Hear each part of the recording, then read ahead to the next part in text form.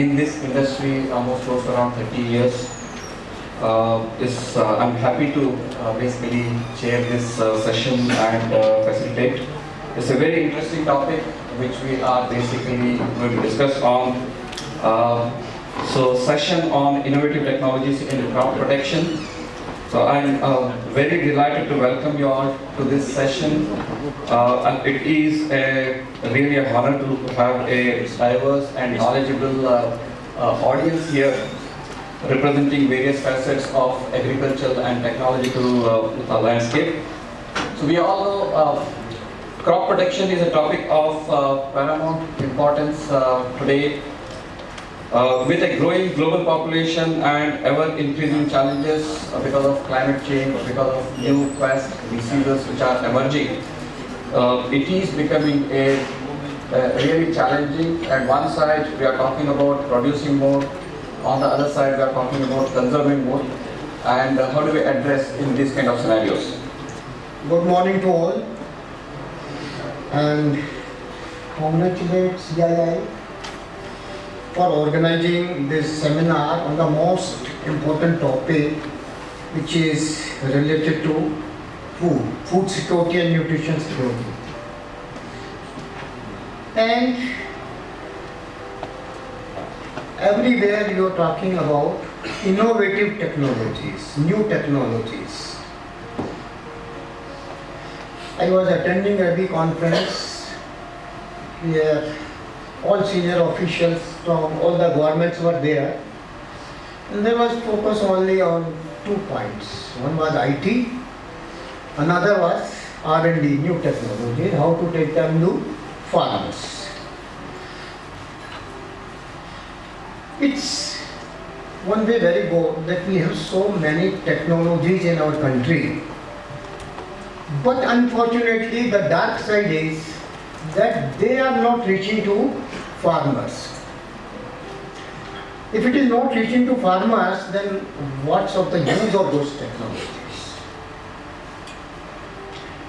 I quote, while presenting the budget in Parliament 2008, at that time Finance Minister Mr. P. Chidambaram has quoted in his budget speech, our extension system has collapsed.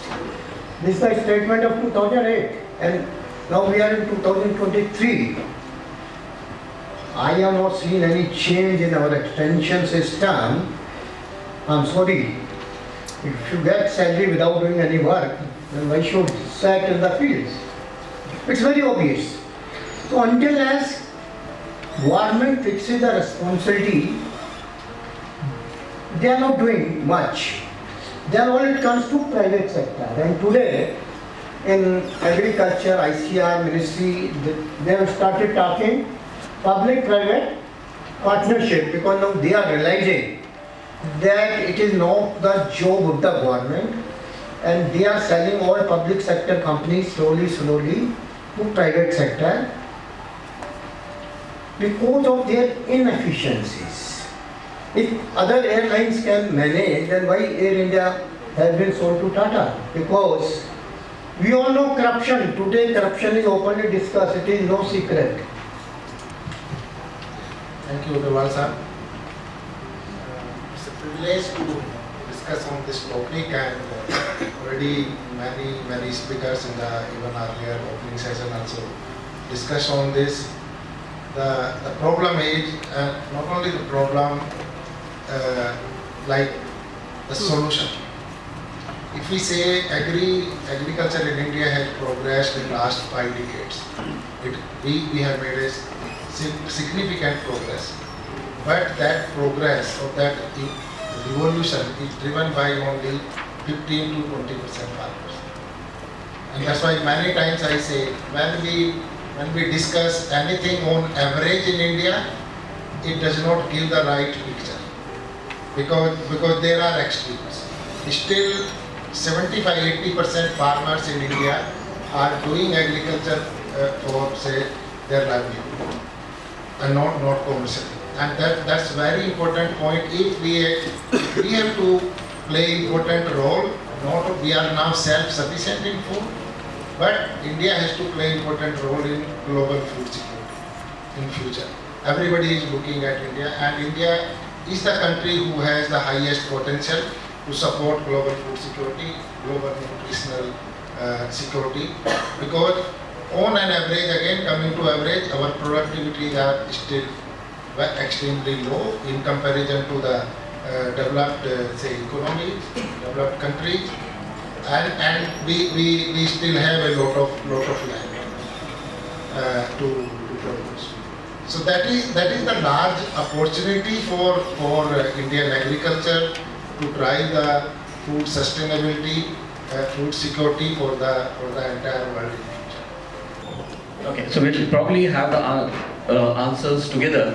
So if we can take a couple of more questions so we can answer everything together.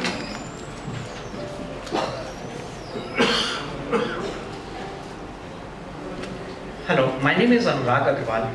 I'm co-founder and director of Data Block Technologies. I don't come from agriculture sector, I'm a technologist. And I'm a veteran of technology industry, having worked for 26 plus years. First, I worked for the largest technology companies in the world for 20 years before starting on my own. Currently, I'm working in blockchain, artificial intelligence, Web3 areas. See, the whole focus of this particular session is on technology, new age technologies, right?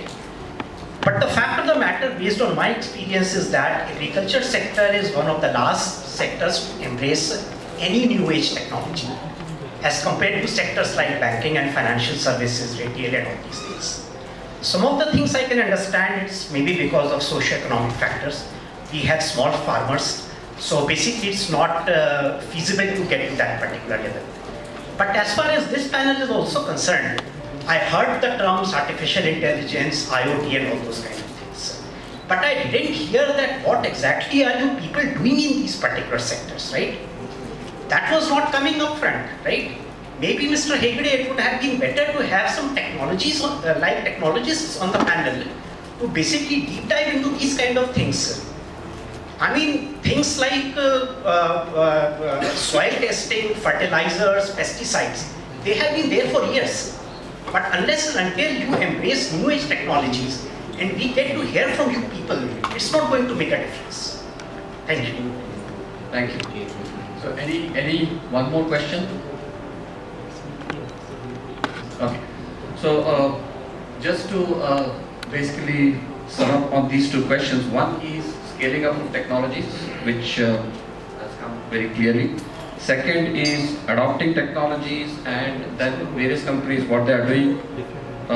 So on the new technologies, it is still not clearly coming out what exactly each company is doing, how it is getting integrated. One more question which is coming. So if I may ask Dr. Raju, if you want to start with. I think let me start with the second question first.